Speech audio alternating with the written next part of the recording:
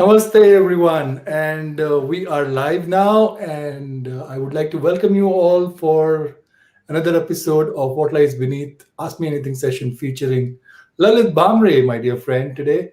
And welcome, Lalit. Uh, Hi. if, if the audience could just confirm if you are able to see us and hear us well, just say a hi or just say yes in response in the comment section. I see some people already joining in. So if you could just say a hi or a yes that you're able to hear us.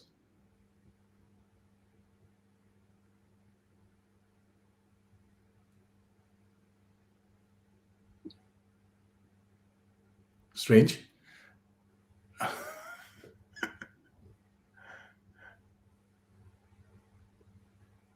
Okay, great. Thank you, Faiz and Rohit, for confirming. Thank you, Sharon.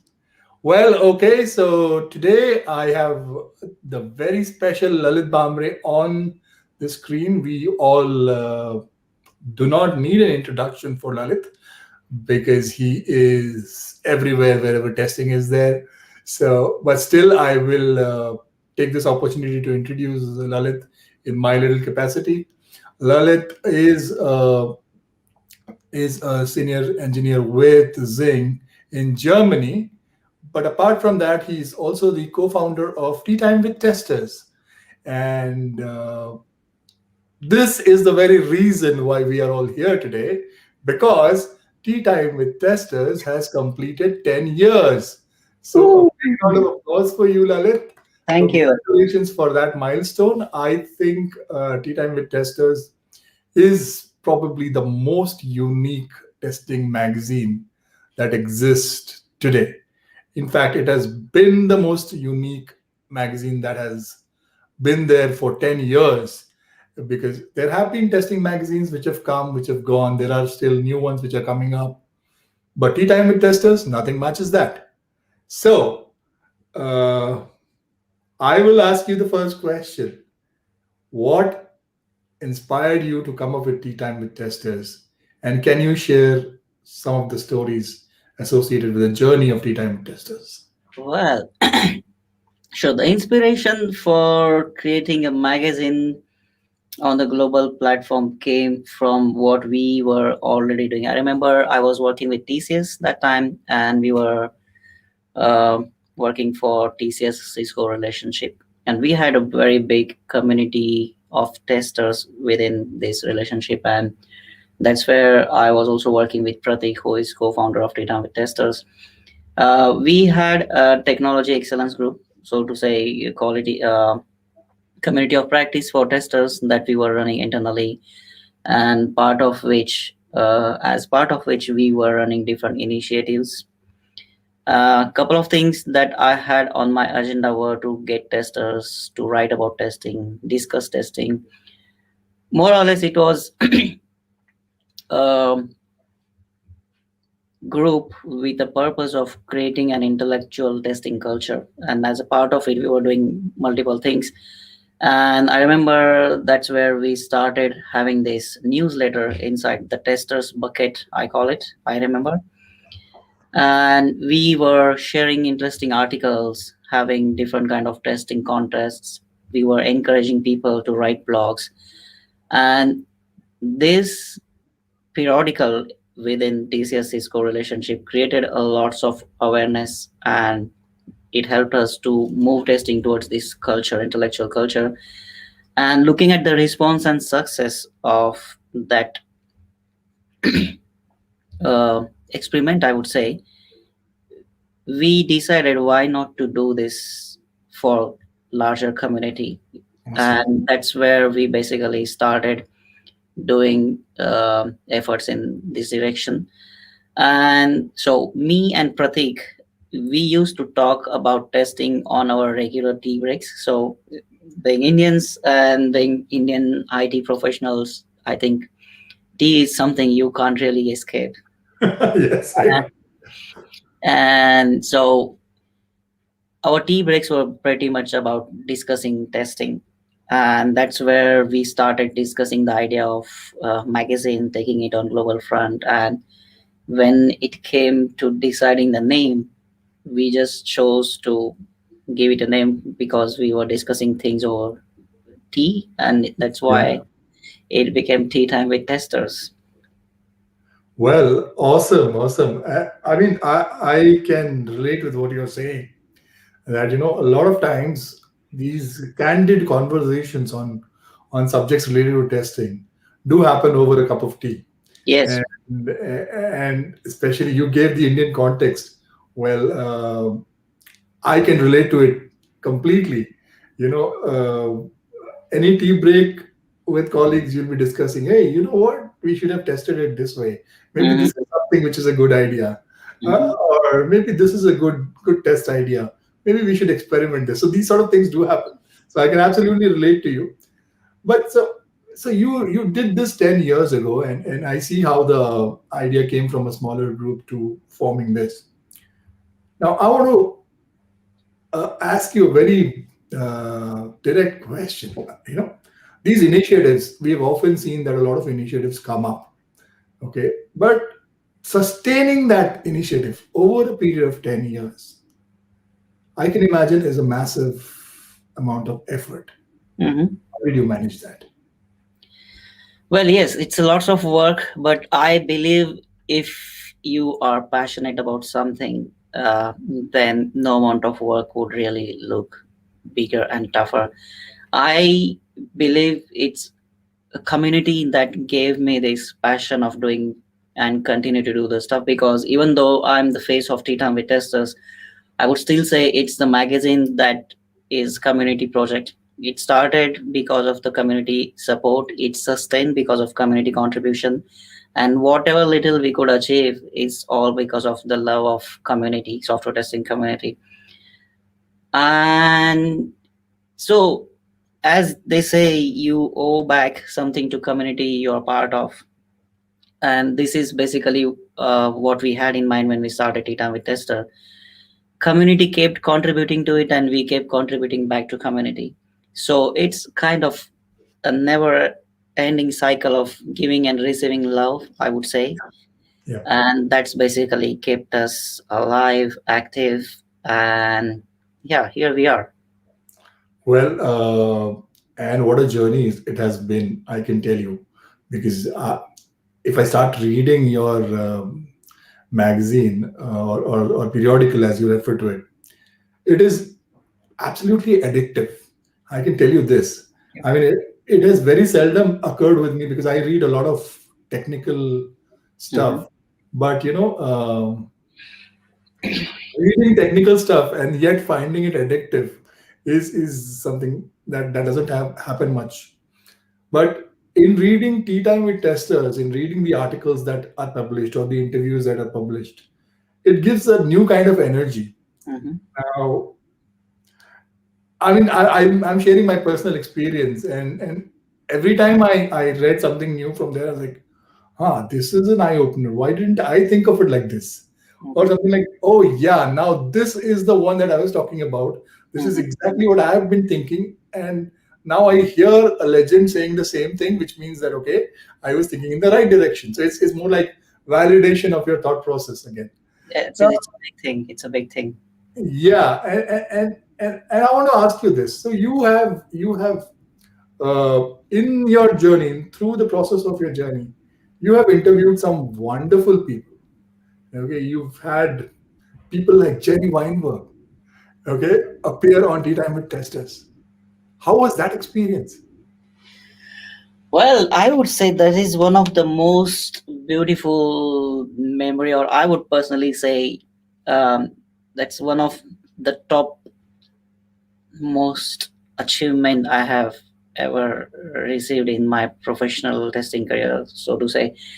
I remember I approached Jerry when I first read his story about test streaming, Yeah. and I wrote him that this is the magazine we have created, this is the purpose why we want to create this. I remember Jerry was a bit skeptical about yet another testing magazine, but he was I know he, where it comes from. Yeah, sorry. I know where that Yes. skepticism comes from. Yeah. Yeah, yeah.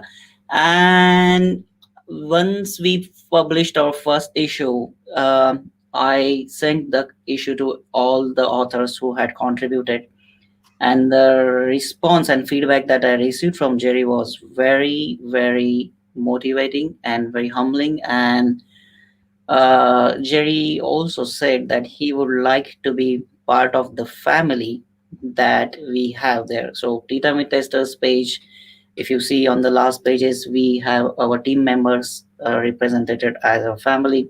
Mhm. And Jerry expressed his wish to be part of this family. And that was a very moving experience for me. And eventually, I figured out that, Let me see if I can pull that up on the. and eventually, yeah, sure. So, involving Jerry has been a great experience. He used to review each issue every month, and he used to give us feedback. He used to give feedback to articles written, and there were so many occasions where authors who wrote, they also got a chance to interact with Jerry, communicate their ideas with him. I believe this was part of bringing community closer, where people wouldn't otherwise stumble upon each other's ideas and have an exchange. But yes, involving Jerry and his contribution in all sort of forms made dynamic testers a very different thing. And yeah, we deeply miss him, his presence, his guidance. It was altogether a different thing. Yes. Let me see.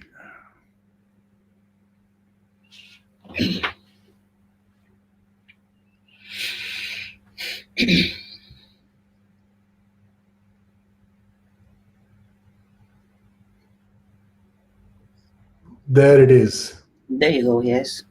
This is the one. So, friends, if you haven't visited this yet, please do so. This is, in my opinion, a huge, huge repository of knowledge. It is more like a, a library where you can read a lot about testing and you can learn. It has, wide ranging topics being discussed, and it talks about, you know, issues related with testing in detail. And here you can see year by year the additions that came out beautifully. And it is such wonderful to see this, Lalit. The presentation is so beautiful. Thank I you. mean, any of the big magazines can actually be at awe of this particular thing. Well,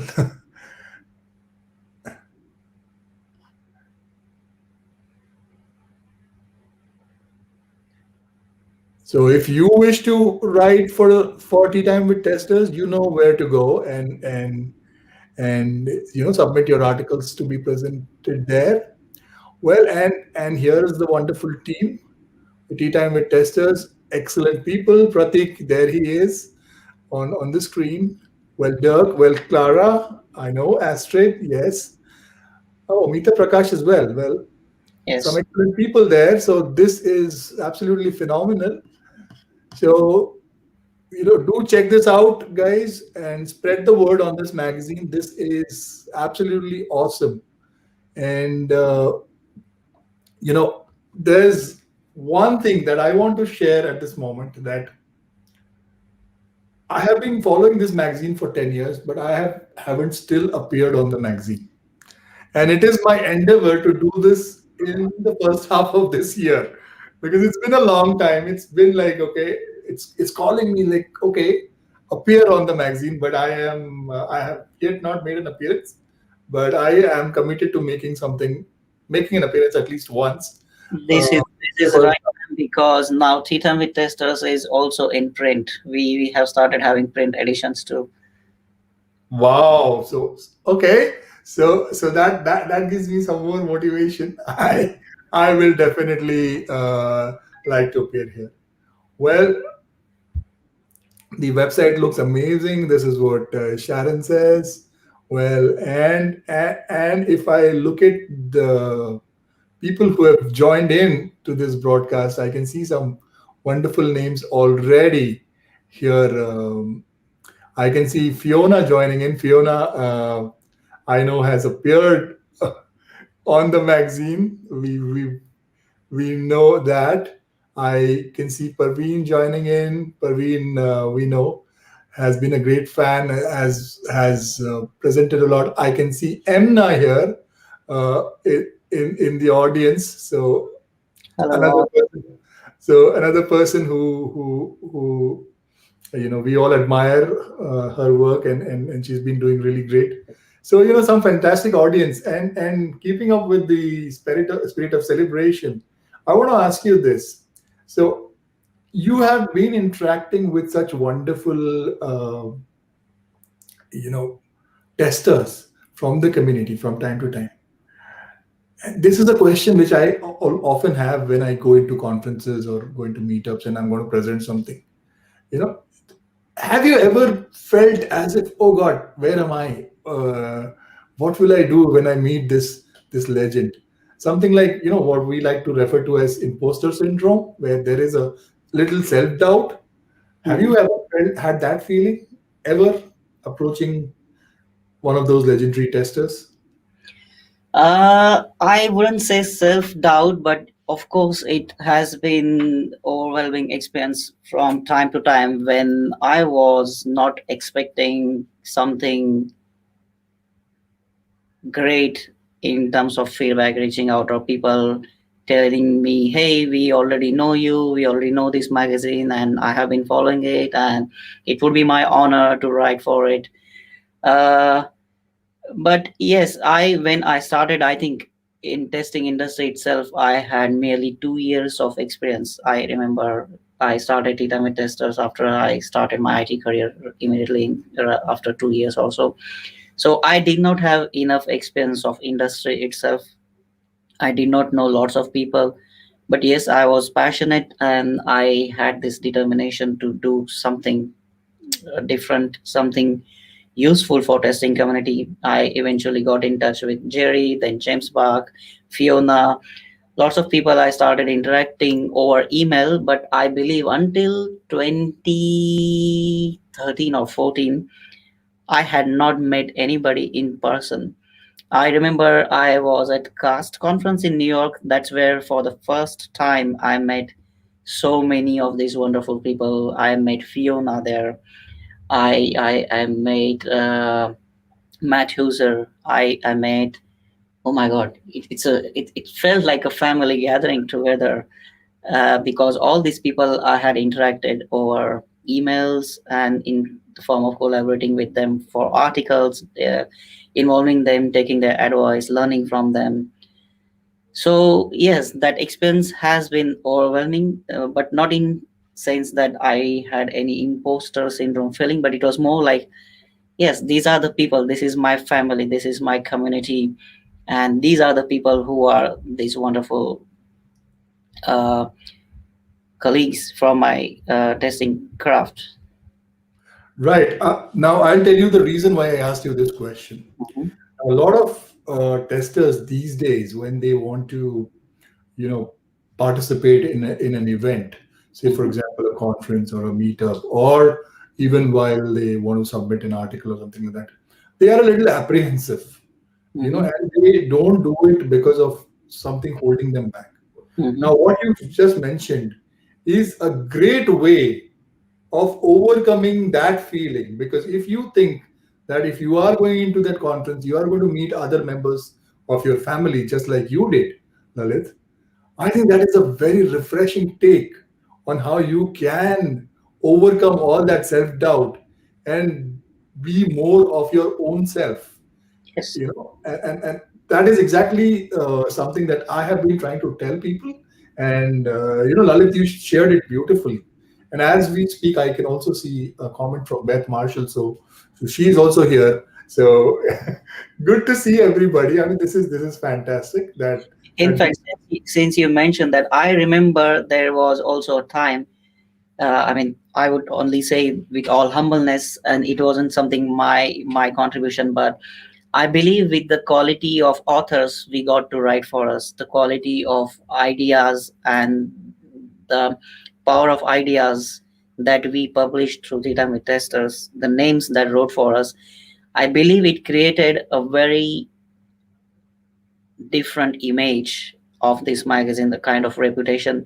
And I also remember people were also a bit uh, nervous while they were submitting articles for dynamic testers, because apparently they knew that they have to match the editorial standards, and they also need to be in line with other authors who are writing. People also knew that Jerry was once in a while reviewing the article, so that also meant that writing for this magazine means putting your ideas in front of Jerry Weinberg and be- putting them forth for his feedback. Yeah. And not everybody is comfortable doing that, but those who made it, I believe it also helped them. So writing for Tita testers was not just for sake of writing in a magazine, but it was Yeah. also a very good opportunity for people to make themselves known and getting counted in these luminary thought leaders that were writing. Exactly, and that's how even I look at it even now. I mean, if we all rise up to the occasion and start contributing more towards magazines of the stature of Tea Time with Testers, we will project a side of ours that is more powerful, if I may say, for the lack Mhm. of a better word, or we will be able to project ourselves beautifully out to the rest of the world, because Tea Time with Testers had that standard. It has maintained over 10 years, and to be a part of such a elite group of testers who have contributed to Tea Time with Testers is something really fantastic. Yeah, one thing I can confidently say, we have rejected more articles than we have published in these 10 years, and that was the hard work. I mean, we started with this spirit of building a community, contributing to community, and without hurting people, without discouraging them, telling them, sorry, you can't really make it this time, was very difficult. But I also remember we always offered to collaborate, pair with them, help them through uh, their ideas, and then eventually helping them publish in the magazine. I believe Absolutely. this kind of community contribution helped us be part of the community in a very special way. Absolutely. I think that is one beautiful thing. I know you've mentioned that to me already. That if article in one of our previous conversations, that if an article doesn't go through for the first time, it doesn't mean that it'll never go through.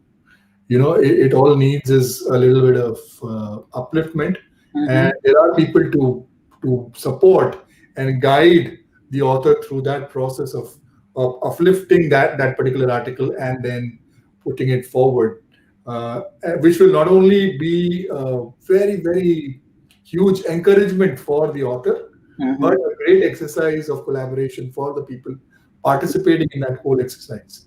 So I think that is a very good thing, and for the audience, I would like to tell you that such opportunities do not come by always. But here Lalit himself is telling you that there is a very strong positive side. So go through the magazine, read the articles, but also be willing to participate and contribute. And this is a magazine which has been there for 10 years. It is not easy. It is never easy. We've seen a lot of magazines come and go. Okay, yeah, some have survived for a certain period, but to survive the test of time for 10 years and to We maintain had the our level of, testing in time fact, get to better we over a had period of our time testing is a time huge too, thing. where we couldn't really produce much. I believe it was a result of lots of things together, but uh, again, coming back together with passionate people was a very positive experience to consider restarting in full swing. But I think yes, we have some gap to fill, and we will get there. Oh, sure, sure, definitely, definitely, and so so the reason why I'm saying this is because as a community, when I talk about the test chat community, the reason why we started off as a community is to find our voice and help other testers to find their voice. That was the very idea. And Tea Time with Testers is another such platform which will help you in finding your voice.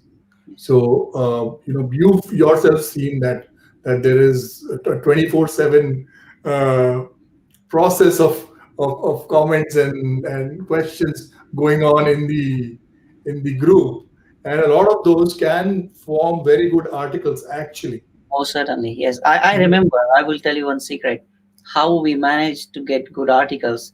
I was personally participating in lots of testing activities. I was active participant in weekend testing sessions. I remember attending it for India, Americas, and in those weekend testing sessions and other testing sessions uh, and community forums, lots of interesting ideas were exchanged. People were sharing their experiences, they're sharing their stories.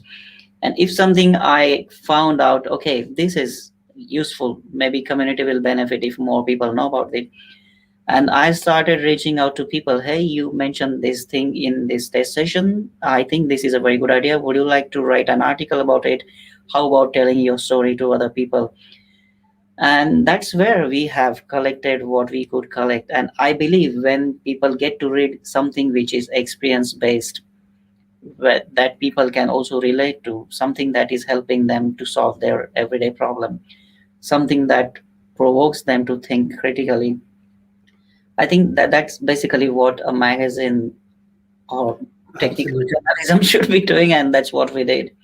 Absolutely. I mean that is one of the most honest responses we could have had about why a magazine exists. And I think you are spot on that if it is based on experience, then a lot of people are able to relate to it and are able to do a lot more in their career with the help of that. So so this is awesome, guys. So audience, please take a note of this, and Lalit is there. You know how to approach him. He's now also a part of the test chat community. You can reach him on Twitter. He's very active there. Well, most of the testers are, of course, very active on Twitter. So you can reach him through there. I will put a link to his Twitter profile or his LinkedIn profile on the description of this video once the live chat is done. You can reach out to him. Tea Time with Testers, there is a contact us page there as well, so you can reach out to them through that. Uh, and of course, there are some fantastic people in Lalit's team, so you could reach out to them as well. Well, Lalit, I am making this announcement here that there was a little surprise that I had planned for you with this session, but I'm a little delayed on that one. And that's why I can't present it now, but during this week, we will have that out to you. There have been uh, some people have helped me put a few things together, but I wanted to present that surprise to you this week. I'm sorry for not being able to do so because of the lack of time, uh, but then I will put it together and put it out there to the rest of the world to see. It is basically a little tribute from the test chat community to Tea Time with Testers, and especially to you for leading the effort on Tea Time with Testers. So that's coming soon. So keep your fingers crossed. I can tell you that you will just love when you see that. You will just love it. I can tell you already because I know the kind of people who have put their effort on it. They're just some awesome people. So I I don't want to spill the beans now, but then that's a surprise that's coming up. Well, okay, so now let's move the conversation into a direction of our favorite topic, that is testing. So I wanted to ask you a few testing related questions since I have you, here as my guest. Um, First question: how does it feel to be on a show where you are not hosting and you are being hosted? Well, I now feel the other side of story. I think I feel what it means to be on a show and not being a host. I believe being a host is easy. Yeah, I wanted to do the easy part, and I was like, oh, Lalit has been Lalit has been hosting the shows for a long time. So hosting the super host is something that I am proud of doing today. Well, I have been a part of shows which you have hosted, and you are excellent. Everybody will tell you that, and I don't think I can find a single person who will disagree with me on that. So this is awesome to be hosting you. Now, coming to the next question, and this is a little serious one because of late, if we look at the job descriptions, okay, you see a lot of talks about test automation, automation tools, automation, coverage, and this and that, and everything related to do. You hardly hear a mention of anything to do with test craftsmanship. Hmm. Do you think, in your experience, that the focus on test craftsmanship has been disappearing from the world? If yes, what can we as testers do to restore that? Hmm. Cool. I'm glad you asked me this question, and I believe more or less on the same line I answered this question also when Astrid interviewed me for uh, contest conference. I believe I tend to agree with you that the focus from test craftsmanship, or I would rather say software craftsmanship, is kind of getting uh, diverted. It could be because I believe our industry is treating software development, or trying to treat, so to say, more as a pure engineering discipline. And of course, there are various reasons why they want to do that. Uh, because of advancements in technology and also increased capability of tools, these which are way smarter than they were before, I believe to certain extents it is okay. It is rather recommended to make best use of engineering capabilities and powers you have. But I honestly do not think we need to do this at the cost of killing or sabotaging the craftsmanship spirit. Because for organizations, larger organizations which are driven by quantity and not quality, I think the idea of good enough quality works for them. But, and hence, when there is a good enough quality, okay, probably software development and testing as pure engineering discipline probably also gets along very well with their philosophy and way of working. However, our industry has a lots of opportunities where creativity is still needed. People are still finding solutions and creating beautiful products to solve everyday problems. So I believe it is very important that we need to have a right balance between the craftsmanship and also making use of best use of engineering capabilities that we have. If we are to lose the craftsmanship, I think it's a big damage that we are causing to our industry, because eventually it really won't be feasible. There are lots of examples. If we are to take example of what kind of food we want to eat in restaurants, or kind of goods we want to have, what kind of clothing you want to wear, or what kind of furniture you want to have in your house, I believe you would appreciate, anybody would appreciate the craftsmanship and fine quality in that one. So why not to care about it when we are producing something? I think it's a matter of mindset, attitude, and how responsible you feel towards the profession you are working with. Well, that is an eye-opening answer, I would say, because a lot of us, in the quest for producing immediate results for our teams. We tend to go with the flow of people saying, "Oh, what is the tool that can solve our problem? Yeah. What is the quick fix to the solution to the problem, or how can we do this faster? How can we get this to the market faster?" We forget about the basic facts about craftsmanship, which you just mentioned. And so, do you think there is a need to actually go back to the basics? Do you think that people have moved away from the basics in the quest for trying to achieve something extraordinary?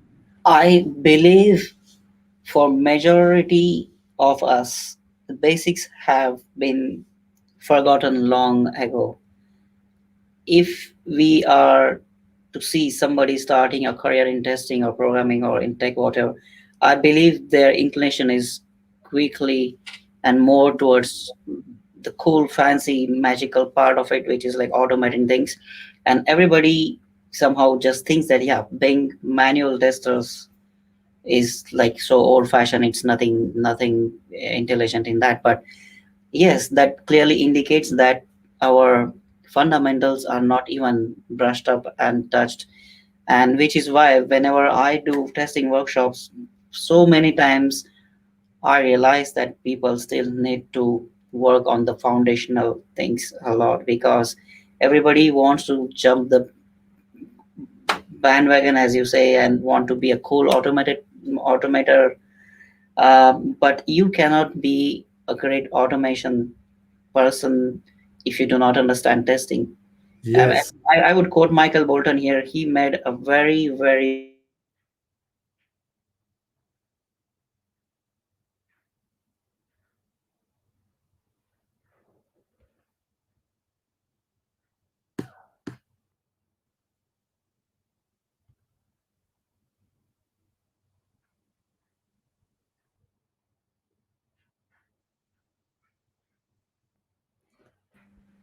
I'm sorry, I got disconnected. Am I back? Yeah, you're back again. Okay, cool. So I was Before, saying I would quote Michael Bolton here, and he said very aptly, asking a machine to do something is not testing. And this yeah, is something people need to understand. If you're spending 2 hours or 3 hours in achieving something which machine would later do for you, you are just automating part of the work that probably doesn't require human sapiens that much, but it's not testing. correct. And the sooner people understand this, the better it is for their own craftsman skills and the software they are building, because just by automating things you are not really going to reach there if you are not adding real value through testing. Well, so Lalit, automation is not a magic wand. Automation cannot do things that you can, uh, that people can do. For example, critical thinking. Automation cannot think on behalf of people. Not even when it has AI, I would say. Not even AI needs to be, tested by somebody to Hmm. work. So when we understand that, okay, automation is not a magic wand, automation will not be able to think on your part, there is no critical thinking involved. Still, there is this race, or like you said, this urge to jump into the bandwagon.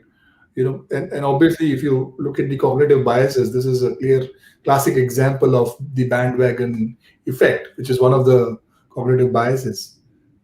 Why is this urge for automation? Why does everybody want automation? Is it the high salaries which is inspiring people?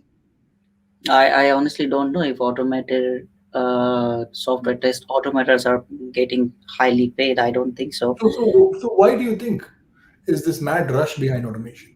I believe I tried to speak about it in my last blog about mindset testing and the cargo cult effect or cargo cult culture, whatever it is. My understanding tells me that our industry has this, maybe any industry has this kind of uh, habit, I don't know, to try and see if something worked for them, maybe that will also work for us. And then everybody just wants to be associated with something that is kind of cool. What cool big guys are doing, we will also do that. Like everybody wants to be agile, but I don't know how many people really know if they are being following agile in its true senses. Same is with automation. There are multiple other reasons I would say are also because of the kind of bad testing in a context that has been done over the decades. So I wouldn't also hold it completely against the people and organizations who want to emphasize more on automation, because probably the testers they had were doing not excellent job, and they were probably only doing something that could be easily automated by tools. So if a human tester working for you is producing results which are easily automatable by writing some assets, then I believe I understand why an organization or team would want to do that. But the problem also is testing for these organizations which want to automate everything has kind of become a synonym for bad testing in a way. I believe there is a sheer lack of experience and insights into what a skilled testing looks like, what a value a skilled thinking tester can add to an organization. And in absence of this awareness and understanding, they are trying to automate what human testers were doing for that. And I believe that is reasonable to do. So I believe we have the catch 22 situation here. So if you are not able to create value through your testing, then it's perfectly fine that they want to automate. But if you really understand what testing is, if you're a proud tester, if you're a skilled tester, then it is also on you to make that value visible and communicate. So they invest in testing in a way that matters. That is a So very fair yes, point. I do believe this obsession of industry for automation is has multiple reasons. One being this cargo cult, that they want to do everything that big people are doing without really seeing whether it suits their context. And other reasons are not good testing that they could see, which would convince them that they should continue investing in it. Yeah, So the joke is partly on I us think that to is. I think that reduce. is a brilliant response to the question. Um, you know, I have heard a lot. I see a lot of people, you know, trying to divide testing into automation versus manual, and then saying, oh, automation good, manual bad. Mhm. Automation helps me to faster. I have seen people give me examples saying, oh, you know what, Facebook has a fully automated CI/CD pipeline, and they can reach the customer so fast, and before you realize, things are fixed and everything is fine. And see how nice it is, they don't even hire testers. I don't think there is a need for testers, blah blah blah. And they quote the example of Facebook. And then when I ask them just one question, please tell me, when was the Facebook notifications functionality working properly the last time? They don't have an answer for it. Okay, so this is the kind of situation that we have, that people look at these big companies, FANG, the Facebook, Amazon, Netflix, they get inspired by their DevOps stories and automation, and they say, oh, if they can do it, why can't we do it? And you said it absolutely correctly, that if something works for somebody, we tend to think, oh, this is the ultimate solution, it may work for us as well. Well, it may have worked for them in their situation, but is your situation the same? Is True. testing of a heart rate monitor the same as testing Facebook? Definitely not. A patient can die here. Yes, of course. I mean, if Facebook decides to take a vacation for 7 days, I don't think it will matter to me or you or anybody. Right. But if my banking software they decide to not provide services for 7 days, I think I will definitely be upset. So it depends on lots of factor, like what kind of business model you have, what is the nature of the business, and how much is your risk appetite. And at the end, we all what we hear are just something we hear. We do not know what is the truth. We really don't know what actually happens there, whether they are really testing, whether they are not testing. When I was interacting with some testers from Microsoft who were writing about rapid software testing and the importance of critical thinking.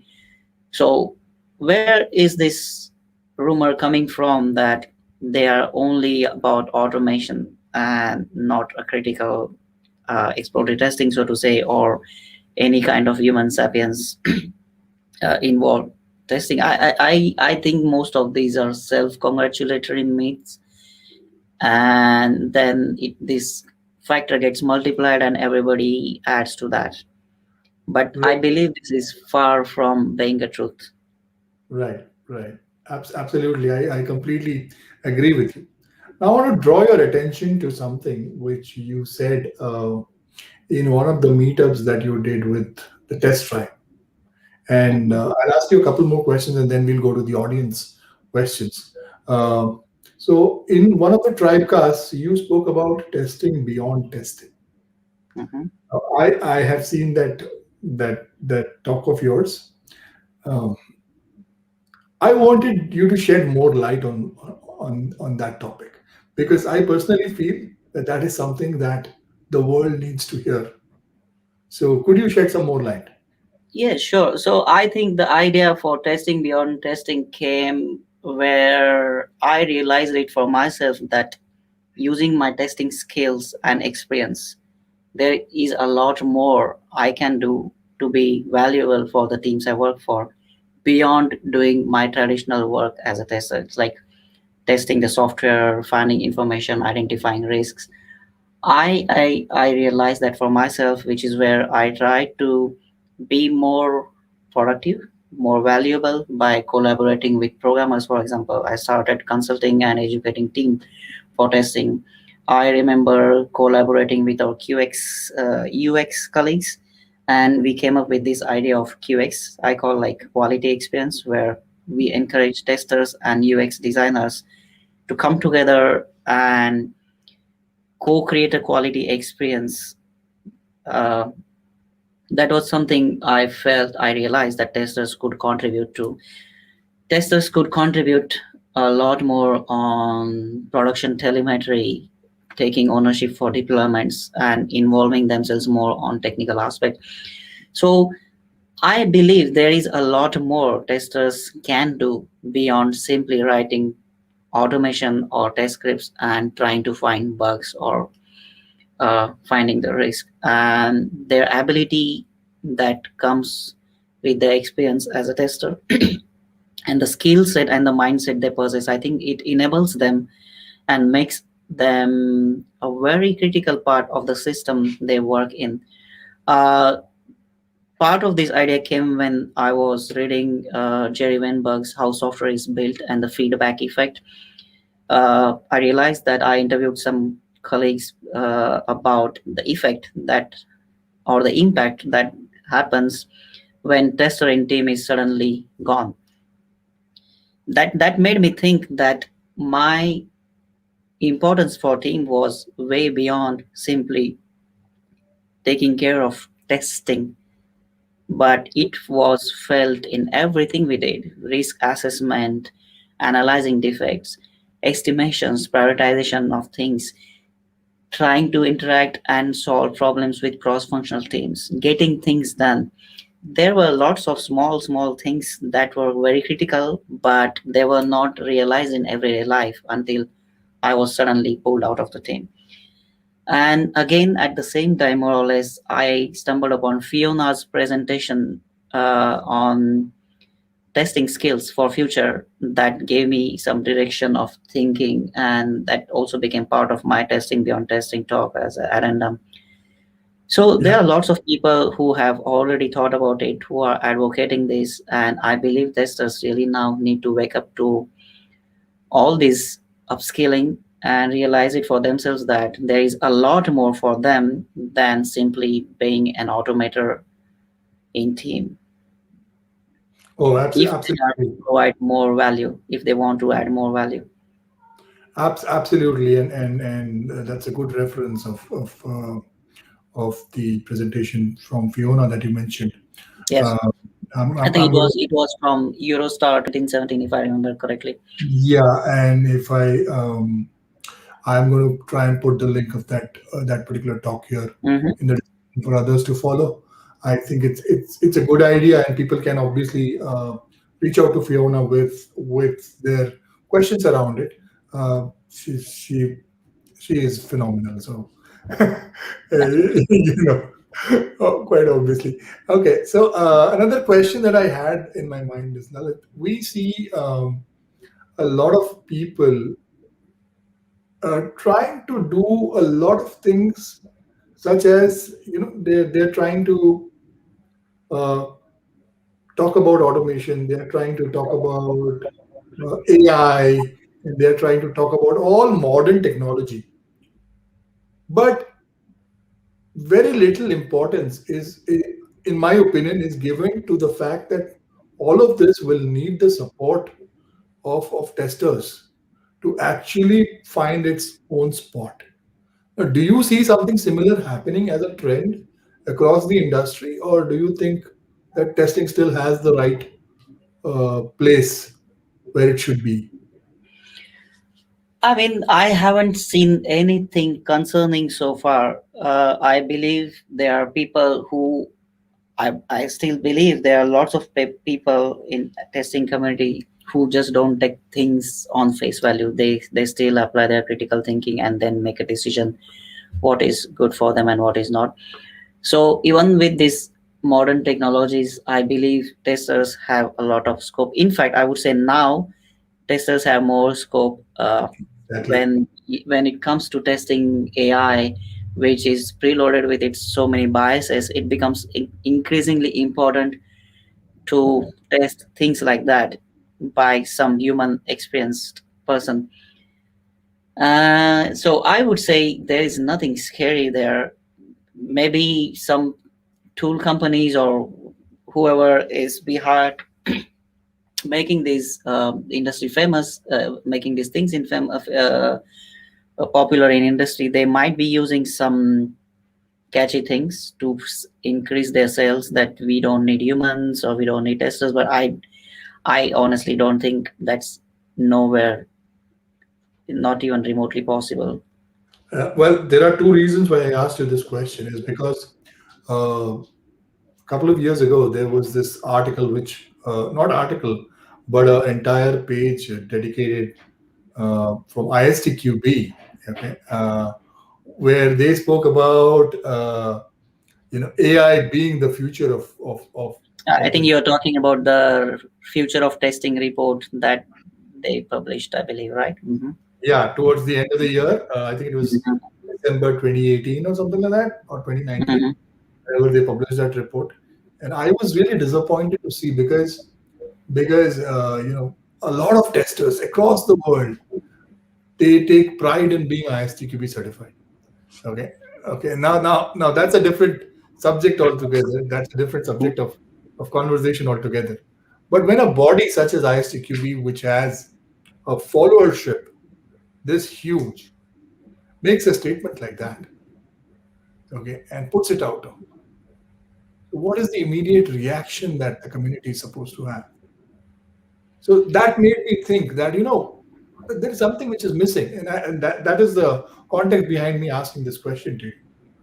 And also, I have seen a lot of testers these days falling prey to statements such as this, which may be, you know, purely a marketing gimmick or something like that. And they Hmm. think that, oh, this is the ultimate truth.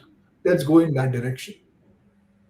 So that is the reason why I asked you this question. So what's your advice to the testers then? I have a good news here because if you even go to Tita Testers website, we have also published this article now on our online version. And last year we published a very, very, very interesting article on this same topic written by Philip. I'm his fan. Fever Deems testing and ISTQB. And I believe he has done a phenomenal job of explaining why it is wrong and at what level it is wrong, and why I believe we need more testers like Philip who are not taking everything just because it comes from self-declared United Nations for testing, as he calls them. So people need to understand that ISTQB is an independent organization with its own philosophy, vision, mission, strategy, and just because it appears to be an international body of whatever, you would One, not one die thing, without uh, getting a one stack from thing, them. Lalit, if I may just add, about ISTQB, when the founders or the people involved very closely with ISTQB, when they talk about it, they always mention a sentence, and I think a lot of people ignore that sentence, and people have to pay attention to the sentence that ISTQB or any body which is associated with promoting ISTQB is not a not-for-profit organization. It's not, Okay, yes. a lot of people miss this sentence. So it is an Yeah, organization which is looking at making profits. Okay, that's it's a very nice way of putting it across, and a lot of people miss that and then think, oh, this is what it is. So yeah, please, please continue with what you were saying. I just thought that. well, yeah. So I would say testers need to critically think before investing their money or their organization's money.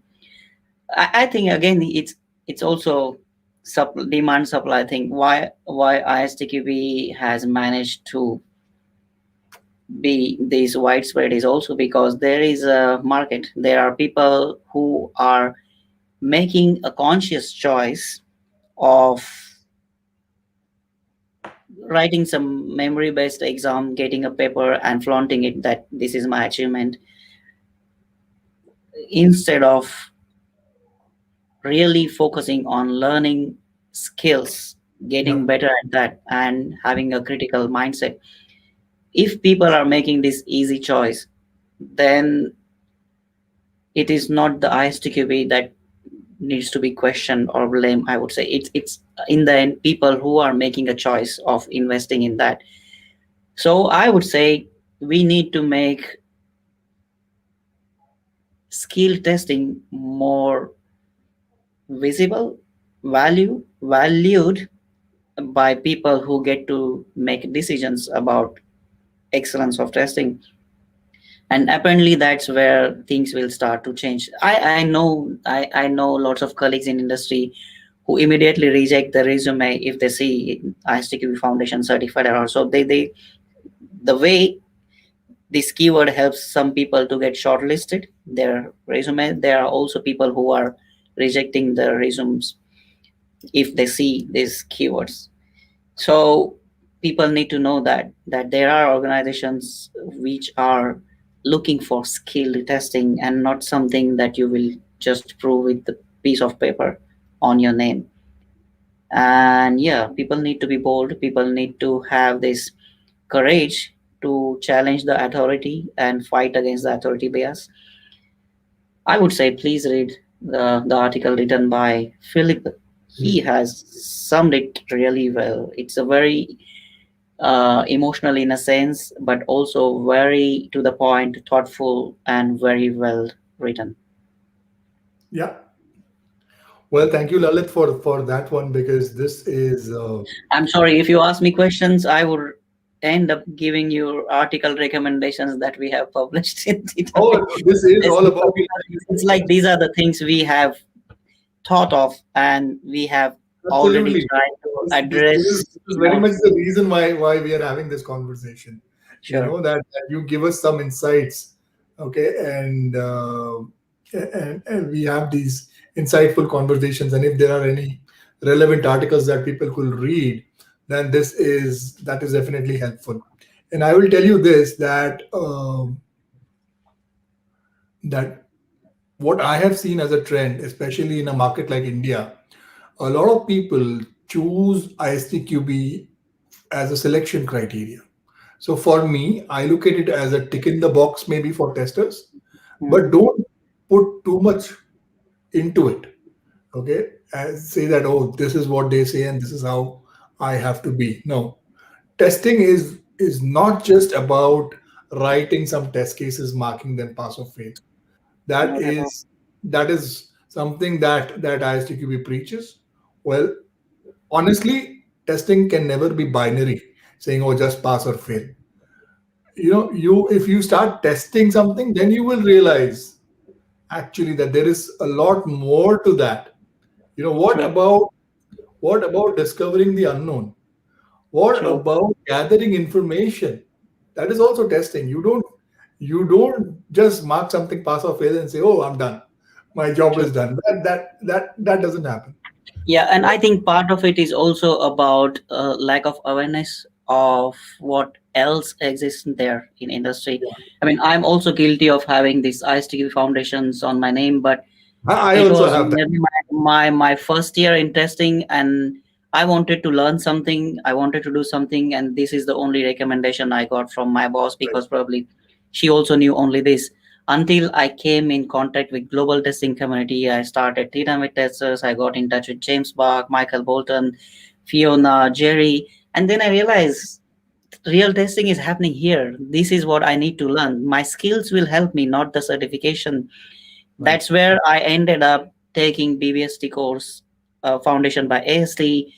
It Hmm. was a full week, 4 week intensive course where I realized where I stand in terms of my excellence and my abilities. And that was really a moment of self reflection for me to figure out. Of course, I did well, but I realized that this is the way to learn and this is where people should invest. So I would say if you are really serious about learning, then focus your learning on things that would help you acquire skills that will help you do your job better. And BBST foundations, rapid software testing, lots of interesting courses are there which teach people the valuable work and the skills that you need, and that is way more valuable for tester's job. Right. So let's go over to some of the audience questions. There are some very interesting ones. There is a question for you, Lalit, which says, what can we do about a job switch? Nowadays, every job description is expecting strong automation and coding skills. An interview is more focused on programming and automation. Well, I would say automation is not optional, even though I only feel that it is overrated in terms of when it comes to identifying the value tester can create. But I believe you need to be good at what you need to be good at, but at the same time, you need to make it visible for these companies or wherever you're working that it is just a part of testing that you need to be good at, but there are lots of other things that also matter. I ask questions. I make sure that I am asking them and helping them understand that this is just part of it and not the whole set of values and uh, things I can offer on the table. And I would probably not join if writing automation is the only thing expected of me, Right. because Sorry, go ahead. yeah, but I think I also understand people sometimes are in a desperate need of switching, taking job. Well, for sake of it, probably you should be strong. I mean, you should be strong in automation anyway. It's not optional thing. You need to be good at it so you can invest, save some time and invest that in doing exploratory testing, finding risk. So automation is not optional, but don't make your whole life revolve around it. It is in your hand how to retain your value as a tester, which is beyond automation. Right. Absolutely, and I think this is a great message for people, looking for changing jobs, especially with a lot of automation coming up in these days. Job description. Uh, let's take the next one. So Kshitiz says, I feel test craftsmanship needs to be built group up. Do we see college toppers willing to join testing as a career path? All I hear is all I hear is competitive coding, I guess. That's what Shridesh is trying to say. So I Well, will also share my experience around that, Lalit. I was mhm. talking to a few final year students of an engineering college last time I was in India, and I asked them, what would you like to do after you graduate? They said, oh, we want to become developers. So I asked them, why not testing? They said, who does testing? I mean, so these kind of perceptions, they exist in the society. So how do you get around that? Yeah, I made similar experience. I remember I did a full day workshop back in 2015 before I came to Germany. It was for engineering students of last year, and I asked the same question, and none of them really wanted to be a tester because their sister, their brothers, and their colleagues who were already working in software kind of told them testing is not something, it's not lucrative, it's not fancy, it's not sexy thing. But at the end of the day, when we went through lots of interesting stuff about testing, more and more students came to me later asking me how they can start preparing themselves for a job in software testing, because despite of being excellent at programming, they found this pleasure of finding things out, as Richard Feynman says.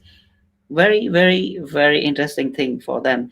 So I believe it is matter of getting true understanding of what software testing is, making yourself familiar and being aware of what testing looks like.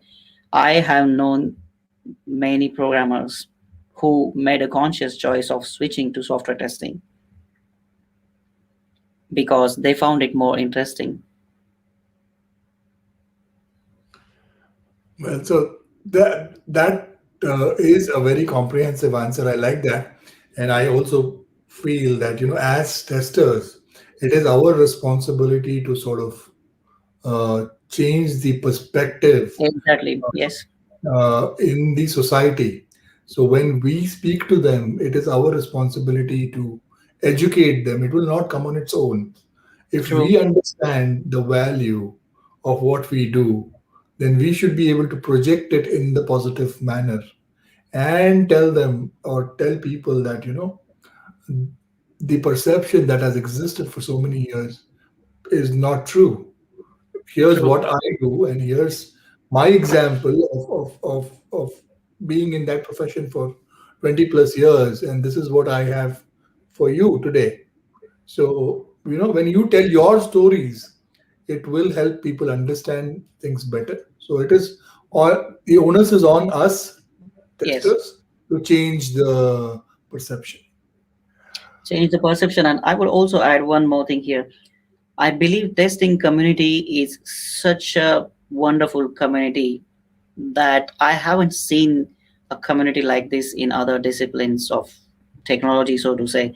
So once you become part of it, there are so many people willing to support you, help you get better, get interesting insights. I think this can also be a very um, attractive factors for people who don't know about testing yet, because the more they know about it, they will realize that, oh my goodness, there are so many people who are passionate, so many people who are discussing it, so many people who are interacting and supporting each other.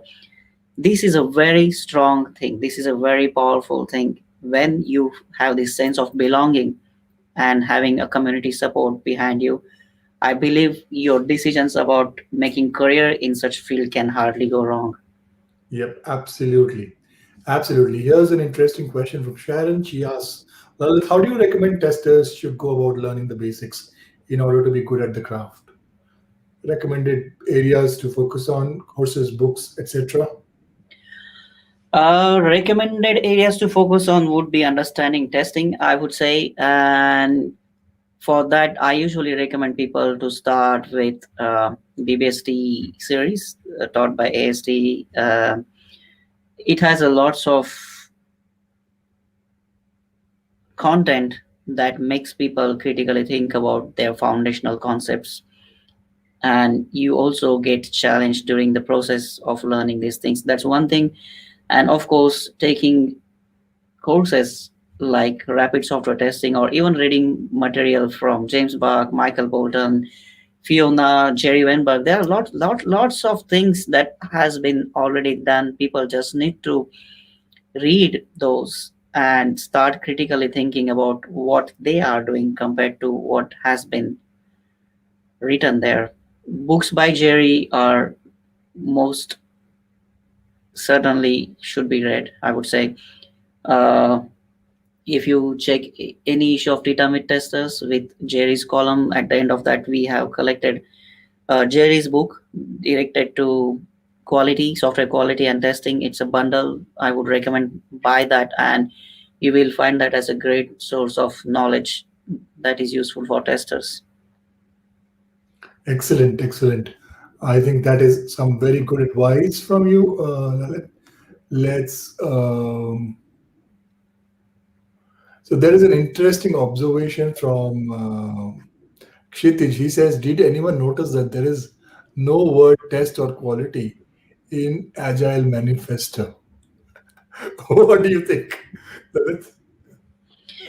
I won't comment on manifesto, but yes, I believe I have felt this also. So whenever I believe something new came up, like agile or say extreme programming, agile, then DevOps, most of these new methodologies came with some sort of understanding of what it means for programmers in a way. And testers, in my opinion, were left to figure it out for themselves how to fit in. And that's something I do share that concern. But I believe it also comes with the understanding that testing for some section of our industry is not different thing. It's not a separate thing. They consider it as a part of development itself. So whatever applies to agile or whatever methodology it coming, they kind of expect testing to just fall in place. This is my understanding. But yeah, that's an interesting observation, and this also kind of tells a story that testers need to take a stand for making sure that they are not missed out, they are not left out. Right. Now the next question comes in from Mukta. She asks, "How COVID situation has impacted your life? Would you like to give any advice to testers, especially during these unprecedented times, on how to keep growing in their career and keep learning?" I think there are lots of advantages in a way, because since we are doing home office, I believe we are saving lots of time, and it's like time earned is equivalent to money earned for me.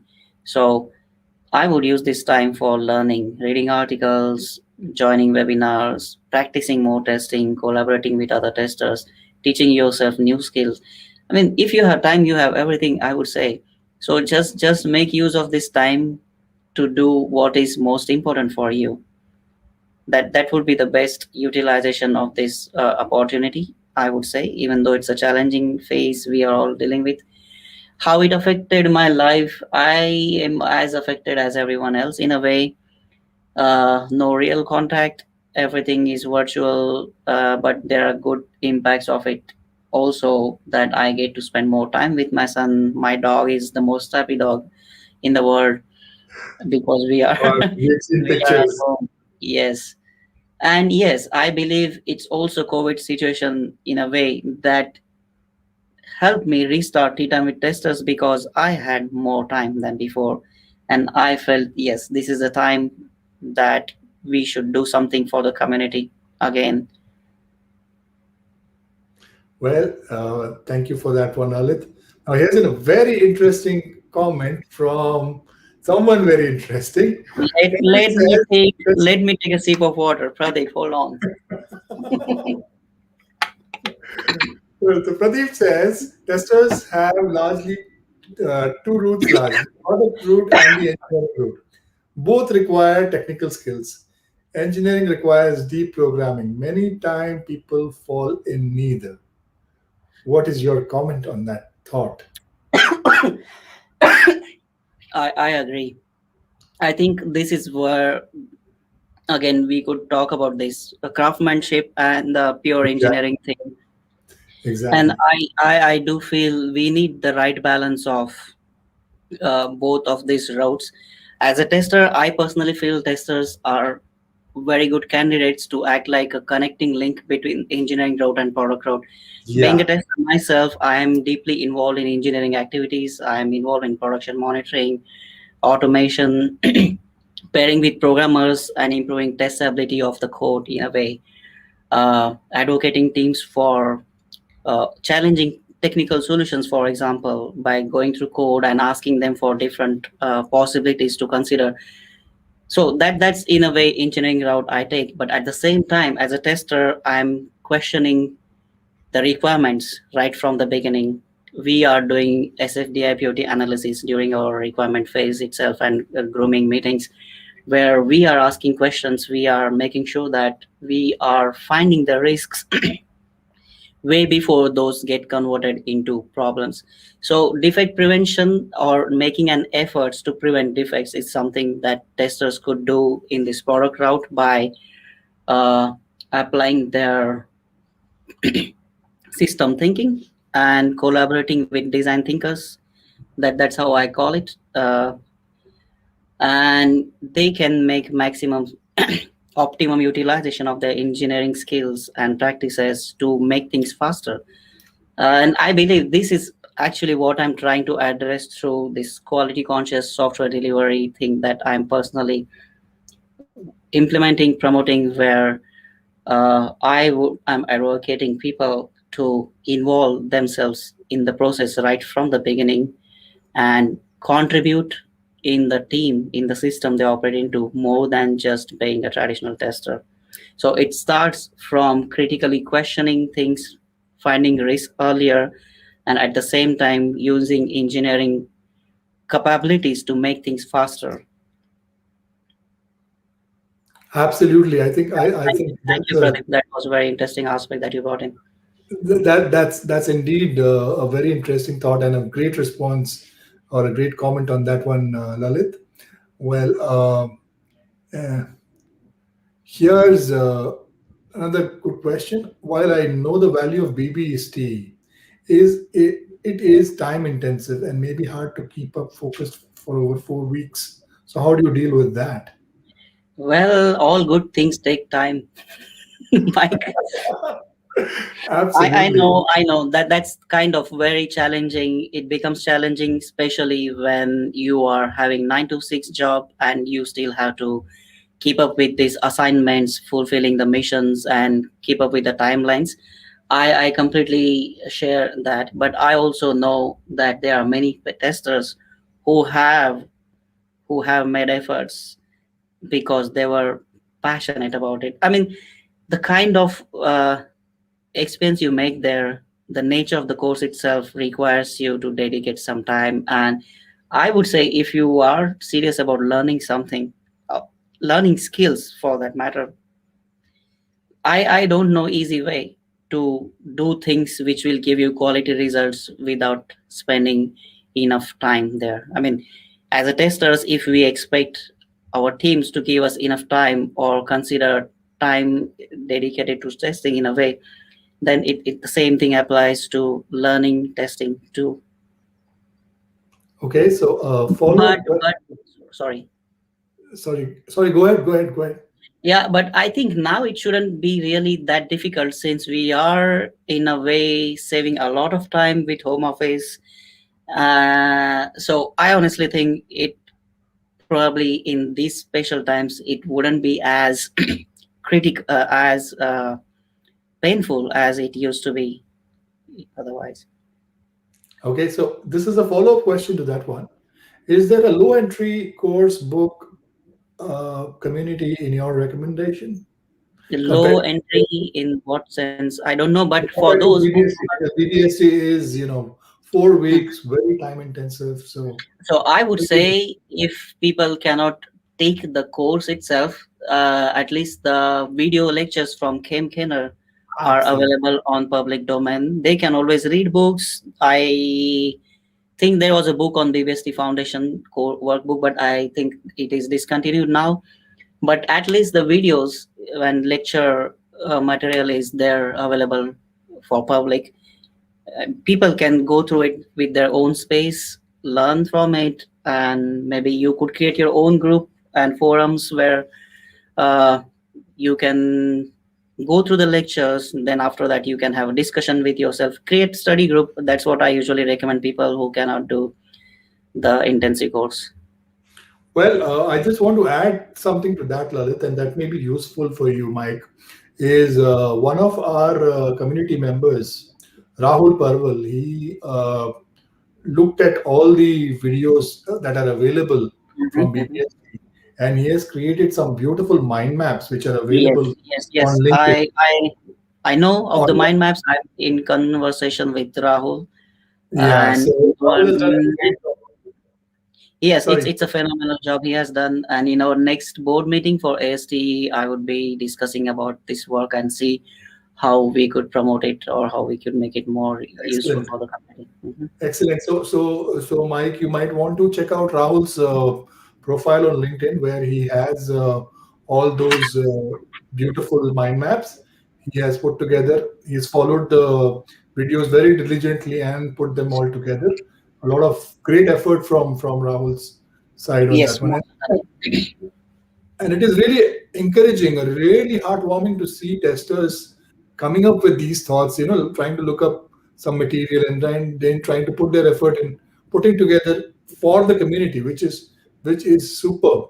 Now, I want to take. I know that we are doing this for quite some time now, and we may have crossed the time limit, but I will squeeze in a couple more questions. Uh, this one from Rakesh. Do you think few testers among us are to be blamed for the respect which we sometimes don't get, since we don't believe testing is from functional point of view, and that too from UI level?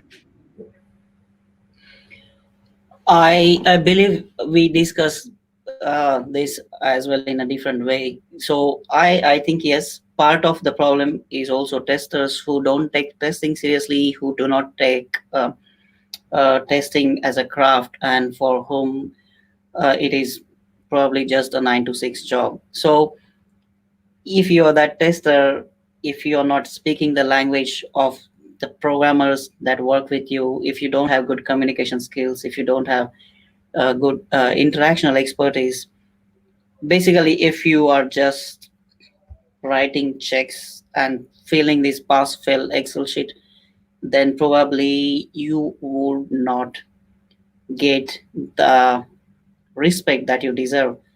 I would recommend to read How to Create Value with Testing, written by Jonathan Cole. It's an old article that he wrote, but it still holds a lot of value, I would say. Please go through it, read it, and probably you will find out where you're lacking in terms of creating value for yourself, which through your testing, which apparently doesn't translate into the respect that you deserve.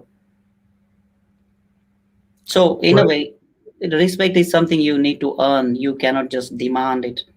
yeah, that's very nicely put, Lalit. Well, this is something that is a message for you. So people should aspire to your level of calmness and clarity of thought too. which Thank you. is I'm anything but calm, but if I have made that impression, yes, I'm happy. well, like I said, I mean, you yourself are a wonderful host, and today I feel really privileged to be hosting you.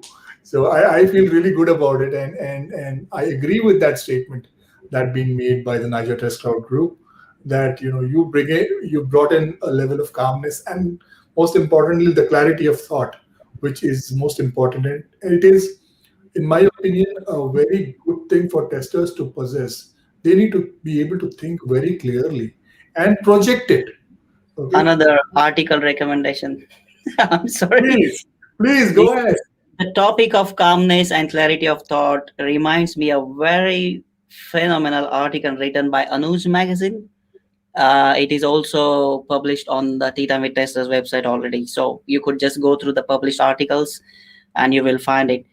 Very interesting article, and emphasizes the importance of being in present, being with your thoughts, and how it can do wonders for your testing. So please do yourself a favor and read that article too. Well, so I shared the link to the Tea Time with Testers magazine earlier, and I showed you a glimpse of it by sharing my screen. I think all of you should at least go and check that out at least once. And I am certain that that one visit you pay to that website of Tea Time with Testers will do a world of good for you, because you will find phenomenal articles from absolutely marvelous people and on topics that we don't talk very often. Now, just as we could have just as taken this question or this comment very lightly in some other context. But it is very nice that Lalit also pointed to an article written about this. So you wouldn't find that being spoken. But in the testing world, such great conversations are happening, and we are really thankful for Tea Time with Testers for making these conversations available to us in the form that they have been doing. So, okay, one last question I would like to take, and that is this one, which is from Arvind. He says, "What is the future of codeless automation tools? Is it good for testers who don't have strong inclination or interest in coding, but are good in test craftsmanship?" I think that's a very interesting question. Whenever I stumble upon this question for myself, I don't consider myself to be an excellent programmer, but I do understand code. I can analyze code and I can write code for automating my scripts. However, a lot of it depends on how you understand automation to be. For me, automation in testing is something that helps me save the time by automating lots of redundant activities, which will free me up for doing a more brainial job. Endorsing Mulya here for you, Pradeep. But thanks for the word. I really like it. So honestly, I do not care if the automation I'm writing is done with deepest and the fancy or any kind of deep technical circus, or I'm automating it with something which is scriptless, which is saving me time or whatever. It is your personal choice, it is your personal favor. It's like discussing Cypress versus Selenium. I am a Cypress. I have used Selenium for years, but I love Cypress. And not because I don't like programming, but because for me, it helps me to do my automation way faster, way reliable. It helps me to save lots of time that I would be rather spending in finding risks or doing more valuable work that would create some kind of value. For me, it doesn't make sense in investing writing more code which is not really helping your end users. I am not a big fan of writing a non-production code. I'm not big fan of creating a maintenance overhead. I'm not creating I'm not a fan of creating things that will suck you up into solving the problem only for sake of it. It doesn't make sense to keep investing and fixing your automated script just to make your pipeline green. Yeah. End users don't care whether your pipeline was green 10 times a day or 100% of the times. What are you doing it for? So, first, you really need to critically think about your automation strategy, the kind of efforts you want to put into, and selection of the tools, scriptless or with script otherwise, is about and up to you what you're most comfortable with. If it suits your context, go for it. If you like having more control over the code you're writing, then of course you should go with the tools that support your coding capabilities more. But personally for me, I would choose the tool which helps me automate things faster, reliably, and which enable me to build something on top of it and not waste my time in constantly maintaining the infrastructure or the framework, because that's not where my value as a tester comes from. Absolutely. I think that is very well said, Lalit. And I endorse each and every single word that you said. And every word that you said, it's absolutely perfect because, in my opinion as well, uh, the way we look at the way we look at automation, the way we look at automation is something that needs to be changed. A lot of times testers, when I ask them, when I speak to them, okay, what do you do? Oh, I I am an automation tester. I convert manual test cases into automation scripts, is something that they tell me. So my question is, okay, what about doing some things like generating test data? That is something that can be automated. That is a part of testing. What about trying to sort the data that you have got as a result of your testing so that you can analyze it better? You can do that with automation. What about making your reports look really great with some tools which can help you do that? That is Yeah, also yeah, automation. yeah, yes. So why don't you do all of that? Because in the long run, you are going to be saving a lot of time. You spent a lot of effort in doing all these things. So it is not just concentrating or focusing on, you know, on converting manual test cases, so to speak, into automation scripts. It is way beyond that. And once people understand the value of that, only then I feel that people will be able to contribute more and put into practice the craftsmanship that we have been talking about. Mm-hmm, mm-hmm. So I am so thrilled with this response from you, Lalit. It is just um, uh, reinforced my thought around how automation needs to be perceived in within the testing community. True. Thanks. Well, that was quite some session. I think some brilliant responses from you, Lalit. I have, uh, you know, I've seen a lot of wonderful comments come in. A lot of great testers have joined. Thank you so much for this session. Thank you, Thank you. everyone, for joining in. It was indeed a pleasure to host you, Lalit, and we hope to see more and more of you. I will definitely love to host you again on the other series that we have in Test Chat called Testers Speak, uh, and we can have more conversations such as this one, and that way we just share more of your wisdom to the community. Thank you so much for giving us. Thank you so much, Brijesh. Thanks for the work you're doing, and thank you everybody who has showed up, and thanks to the entire testing community.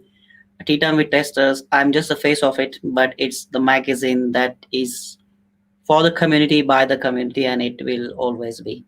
So thank you for being this awesome, and thanks again. Well, yeah, and once again, congratulations on 10 years of Tea Time with Testers.